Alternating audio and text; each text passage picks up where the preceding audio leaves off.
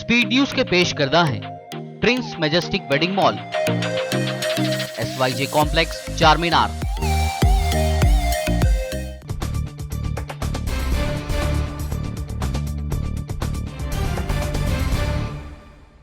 अस्सलाम वालेकुम, आदाब। मैं हूं खलील फरहाद। आइए देखते हैं 26 अगस्त की 25 अहम खबरें। तालिबान ने फिर उसामा बिन लादेन को बताया बेकसूर। कहा 9/11 में उसामा के हाथ होने के नहीं है कोई सबूत। अमेरिका पर लगाया जबरदस्ती जंग छेड़ने का इल्जाम। अफगानिस्तान के वादिया पंजशीर में मौजूद तालिबान के खिलाफ लड़ने वाली मज़ाहमती फोर्स के कमांडर अहमद मसूद ने कहा, हथियार फेंकना मेरी डिक्शनरी में नहीं, सरेंडर करने के बजाय मरने को दूंगा तरजीह। तालिबान के लिए नई हुकूमत कायम करना और इसे चलाना हुआ अब और भी मुश्किल। वर्ल्ड बैंक ने अफगानिस्तान की इमदाद बंद करने का किया ऐलान। वर्ल्ड बैंक ने मौजूदा सूरत हाल पर जाहिर की तशवीश। तालिबान रहनुमा और पाकिस्तान में साबिक तालिबान सफीर मुल्ला अब्दुल सलाम ज़ईफ का दावा, पिछली मरतबा की तरह सख्त गिर दौर नहीं दोहराएगा तालिबान, ख़वातीन की जारी रहेगी तालीम।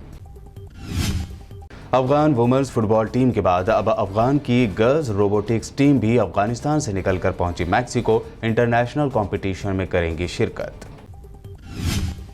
यहूदी बस्तियों की तामीर, गजा का मुहासरा खत्म करो के नारों के साथ एहतजाज कर रहे फलस्तीनियों पर इसराइली फौजियों की वहशियाना फायरिंग, दर्जनों फलस्तीनी हुए जख्मी। तंजानिया में वाक़ फ्रांसीसी एम्बेसी पर एक बंदूक बरदार शख्स ने की अंधाधुंध फायरिंग। एम्बेसी की सिक्योरिटी पर तैनात 4 एहलकार हलाक, जवाबी फायरिंग में हमलावर भी हुआ ढेर।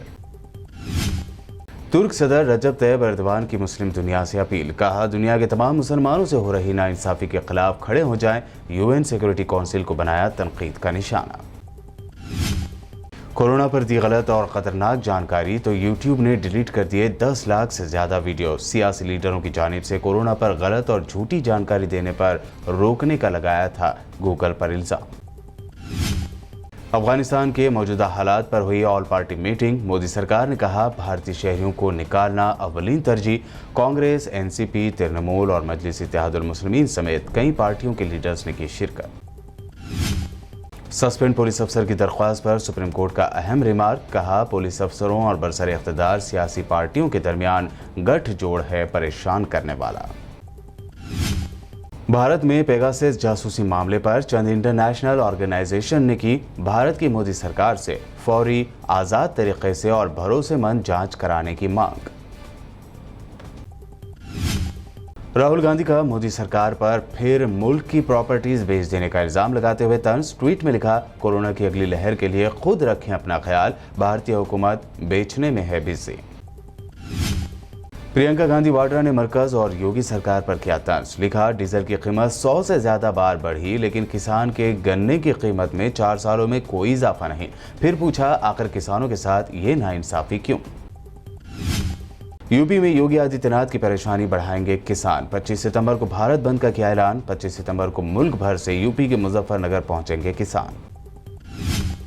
एक और बीजेपी लीडर पर रेप का इल्जाम। गुजरात के नर्मदा जिले के BJP vice president Hiren Patel के खिलाफ लड़की ने कराई रेप करने की शिकायत, वीडियो बनाकर धमकी देने का भी इल्जाम। शायर मुनव्वर राणा के बेटे तबरेज राणा को रायबरेली पुलिस ने आखिरकार कर लिया गिरफ्तार। खुद पर हमला करवाकर अपने चाचा को फंसाने का है इल्जाम।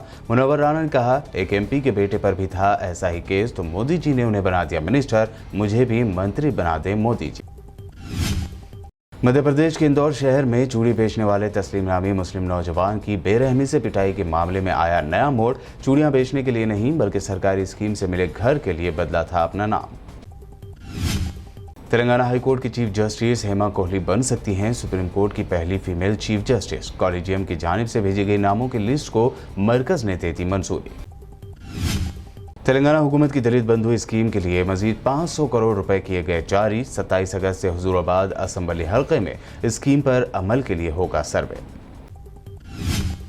TRS पर नामुनासिब रिमार्क्स पास करने का इल्जाम लगाते हुए TRS कारकुनों और लीडरों ने तेलंगाना कांग्रेस सदर रेवंत रेड्डी का मेडचल जिला कुतबुल्लापुर के सोरारम में पुतला किया नजर आतिश। तेलंगाना के लेबर मिनिस्टर मल्ला रेड्डी ने रेवंत रेड्डी को कहे नाजिबा अल्फाज, तो बरहम कांग्रेसी वर्करों ने मल्ला रेड्डी के घर में घुसने की कोशिश। हालात थोड़ी देर के लिए हुए कशीदा। तेलंगाना के जिला निर्मल में नाजायज ताल्लुकात का हुआ खतरनाक अंजाम। आशिक की जानिब से धोखा देने पर खातून ने अपनी मासूम बेटी के साथ कर ली खुदकुशी।